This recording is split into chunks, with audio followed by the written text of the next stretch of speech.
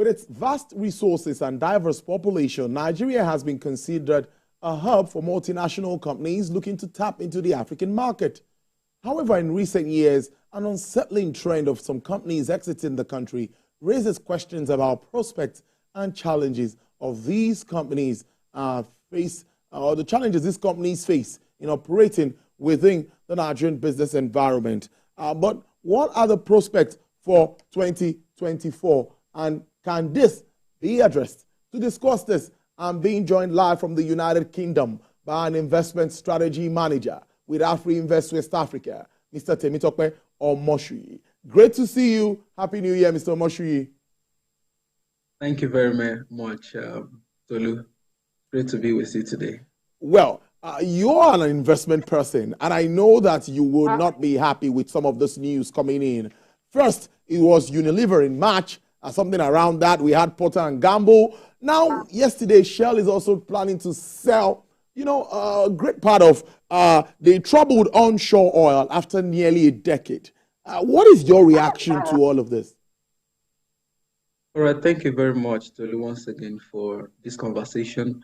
It's very important to just stress that at this point in time in Nigeria, investors are going through a lot.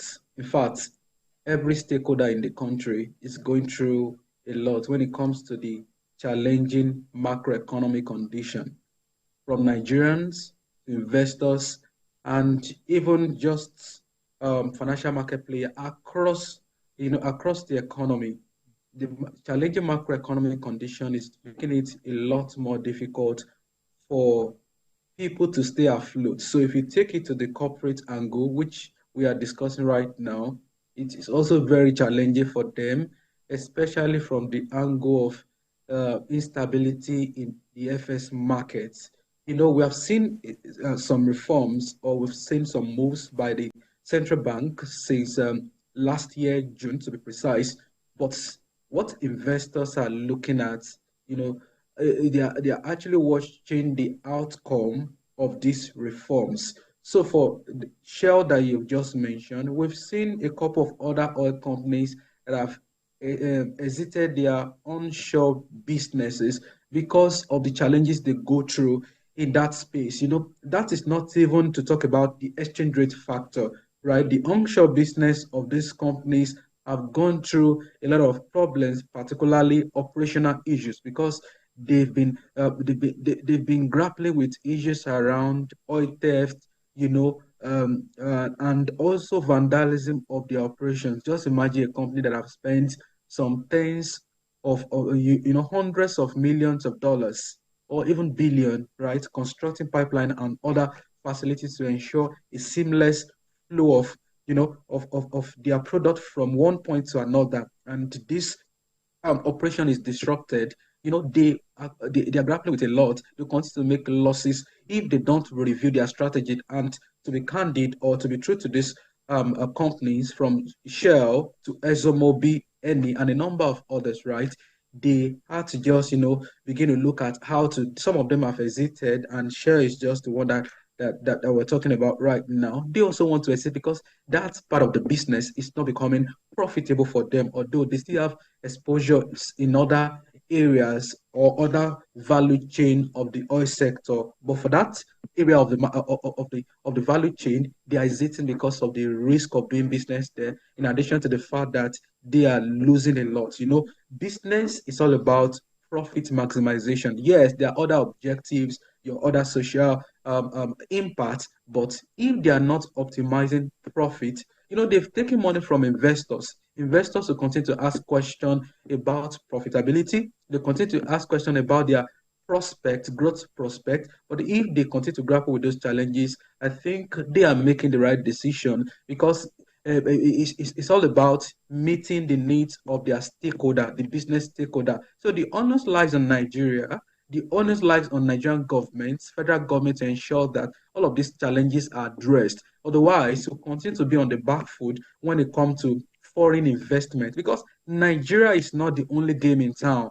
A lot of other countries are deliberately putting in place policies and reforms that will make those economies attractive for investors. Investors are looking for return. And it's even quite difficult right now when you have to compete with advanced economies. If you look at what is happening at advanced economies, we are seeing interest rate that is, at the highest level in decades. So I would prefer to put my money in US Treasury. That'll give me 5% than having to lose both return and capital in Nigeria because I'm exposed to the onshore part of the Nigerian sector. So all of these factors are really affecting businesses in Nigeria. And it's also very important to even stress the angle of exchange rate. Last year we saw that the Nigerian stock market gained by more than 40%. On the flip side, exchange rate also, went down. The exchange rate of naira to dollar or dollar appreciated, by over 40 or 50%, which means naira weakened by that by similar magnitude. So in essence, if foreign investor has committed money in the Nigerian stock market, do you know what that means? You have gained 45% on the one hand, but on exchange rate angle, you have lost more than that, which means if you net off the two, you are already doing negative return. It was not surprising to see that Nigeria's capital importation last year was really abysmal. In fact, I think it was the lowest since 2005 when you look at it on a quarterly basis. And it's just a reflection of the condition, the macroeconomic condition of this country. Like I said, investors are not emotional about a country. All they want is safety of their investment and a bit of stability in terms of the return expectation. And so, if I may ask you, about the certainty of what is happening in Nigeria, there's a lot of uncertainty in the air. Let's start with the central bank, right? The market is still concerned about the policy direction by the central bank. The last major communication we saw was the event that was held by the Chartered Institute of Banker of Nigeria, where the central bank governor stated some of the things the authority intends to do for the year. But as we speak, we haven't seen major things that should guide, businesses and guide everyone in the economy. The question is, when is the next MPC meeting to even guide investors on the direction of monetary policy? Another point is, the central bank governor talked about a comprehensive FS framework that will guide FS strategy. We haven't seen that as well. In addition to that, what about the monetary what about inflation target? Have we changed it, or do we still have the same thing? All of this communication needs to be put out there so that investors will know that this is exactly what we are doing. In addition to that, if you look at the fiscal side, there are a lot of uncertainties in that regard as well. And if I'm a foreign investor and I'm to analyze Nigeria, all I need about Nigeria is data, which is why advanced economy or emerging market that are tending towards becoming advanced, they don't joke with information, certainty, and data.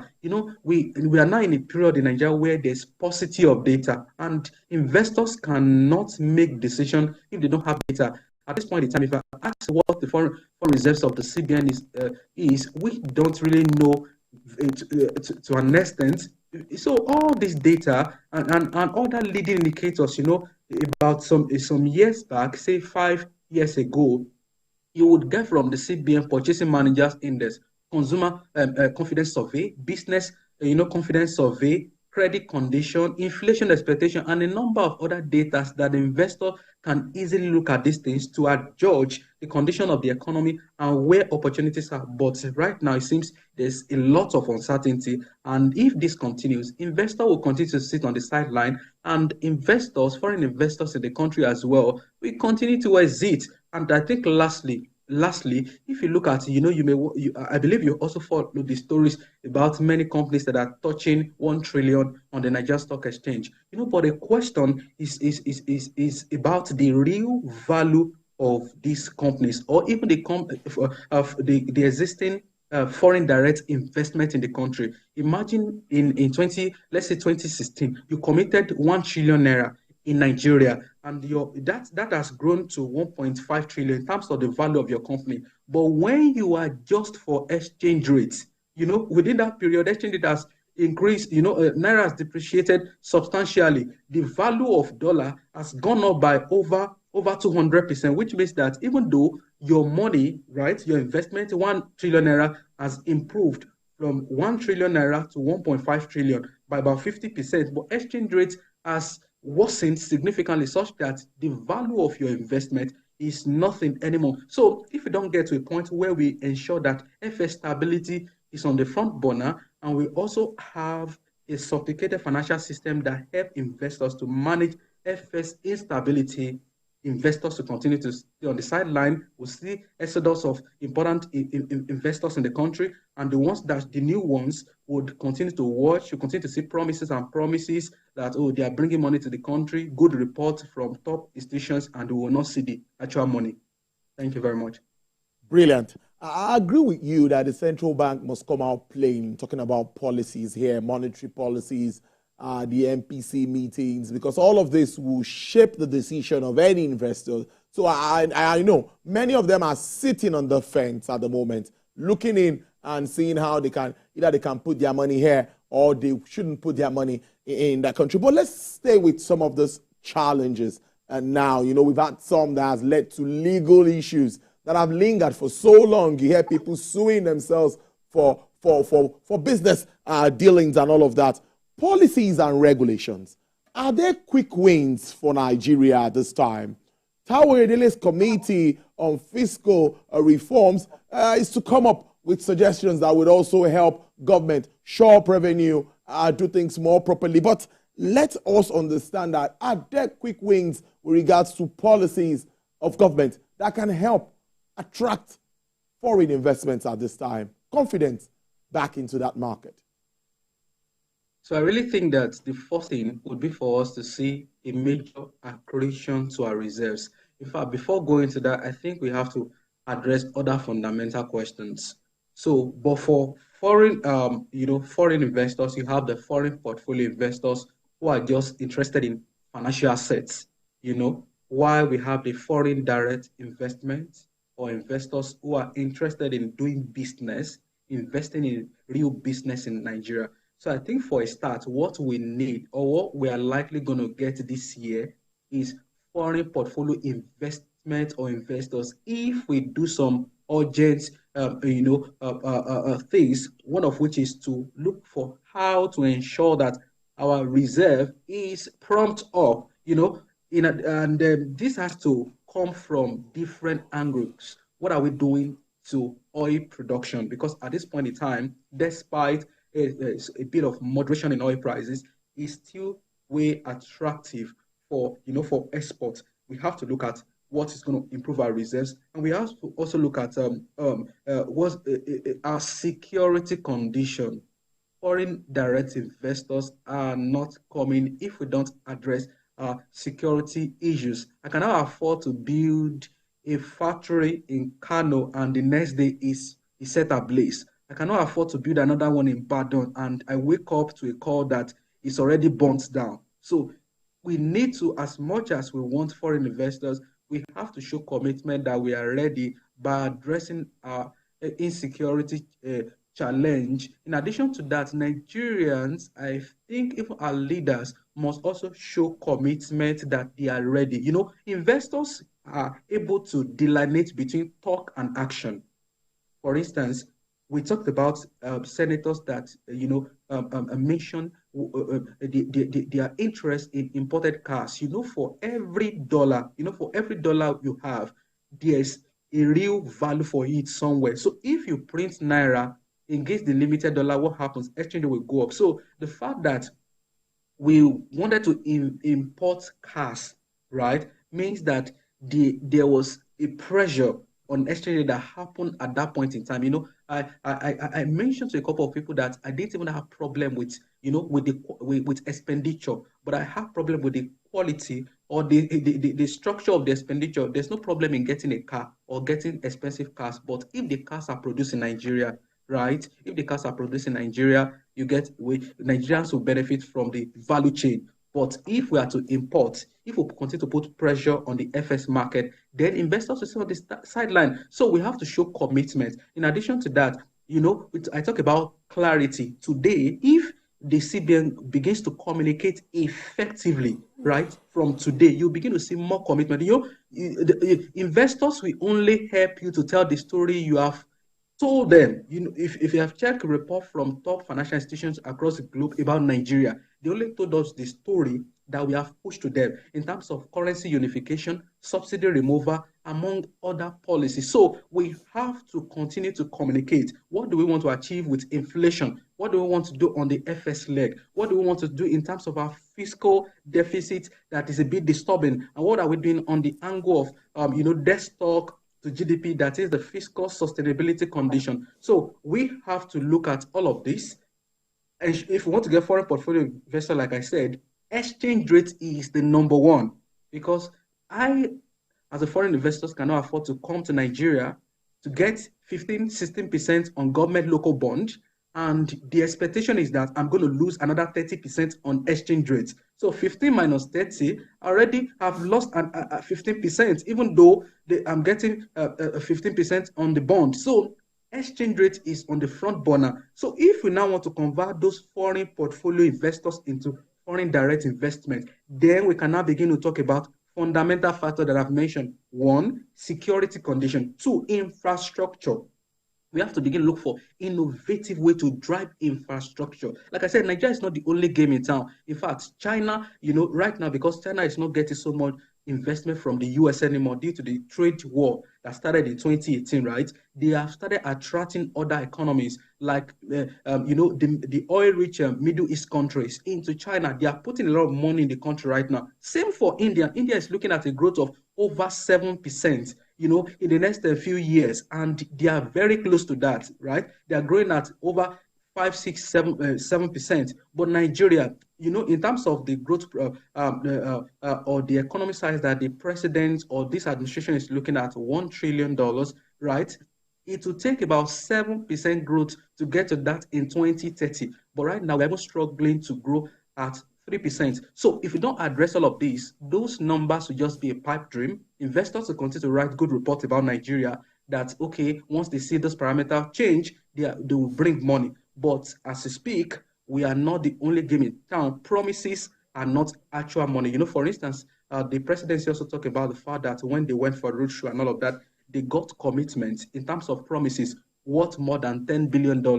But Tolu, you agree with me that promises are not actual. I can promise you something today, and tomorrow, if I see that those factors are not favorable, I will renege on my promises. True. And if I see that there are other alternatives, I'm going to renege. So I think that we have to first, how do we bring in foreign portfolio investment? So foreign portfolio investment, over time, if we address those fundamental factors, they cannot move from portfolio direct investment and real businesses in Nigeria. I like that. Kind of, let's manage our expectations, right? Well, finally, before I let you go, despite those challenges, the policy shift and all of that we've seen from government, according to them, 8 trillion naira is to be saved from subsidy removal. But Nigerians will also ask, where will that money be channeled to? World Bank is saying that Nigeria's growth is revealed. It looks better. These policies are the right way to, right steps to take, and government has taken it. What do you make of these figures? What do you make of the outlook for the new year? Well, the World Bank is looking at 3.5% growth for this year,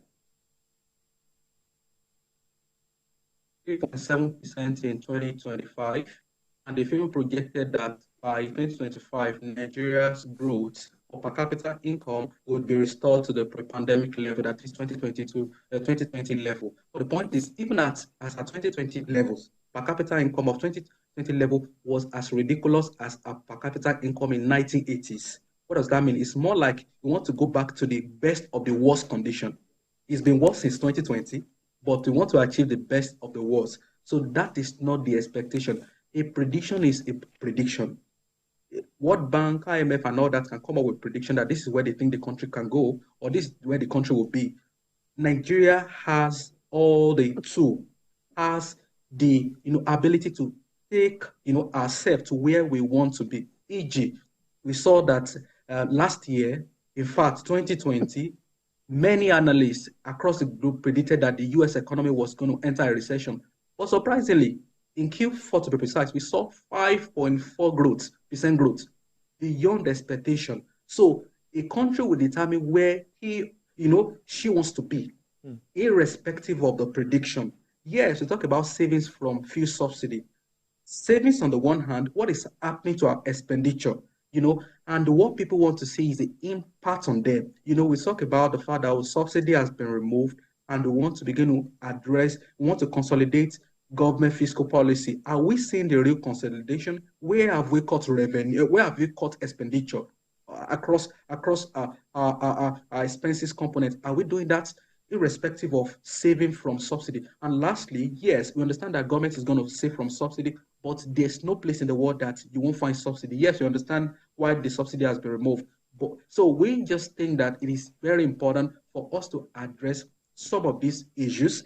We don't even need to talk about savings from subsidy anymore. I think what is important is what we are doing with the subsidy. Do we have an efficient transport system in Nigeria? In advanced countries, they're also going through issues around increase in fuel prices, but there are means and medium of transportation that won't even make you to even know the price of PMS. So if there's adequate transport system in Nigeria, electricity supply is stable. All the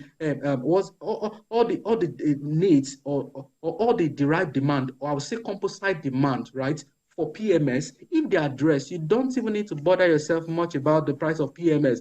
And I think that the savings should be channeled to infrastructure, to be channeled to transport system that will alleviate the impact of rising prices on people. Because for any country to remain stable in the next 5-10 years, two things are important: food and energy security. And the question is, show me a nation that is highly developed today that does not prioritize food security and energy security. Food security in terms of the supply of food and at an affordable rate. Energy as well. The supply of energy, adequate supply and at affordable rates. We are looking at Dangote Refinery to help in that regard, but what are we looking at in terms of affordability? Because Dangote Refinery is a private business, they're going to sell at market price. So affordability has to be considered. Yes, that in a way to address security and food supply as well. How is insecurity affect food supply? So if we don't address all of this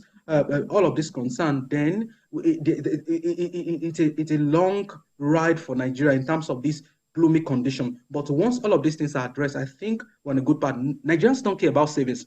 Nigerians don't care about subsidy savings. What they want is, how will inflation drop from the 28%, 28.9%, or how would they don't even care about the numbers. They want to see the impact in the market. They want to see the impact on employment. They want to see the impact on security. So they want to see impact. They wake up in the morning, go to hit the street, they see that the roads are okay. They go to the healthcare sector, they see that it is okay. They wake up, they want, there's still electricity supply. There's electricity. 1 month down the line, there's no interruption. So these are what we need to address with the money. No one cares about savings, but the impact on the lives of people.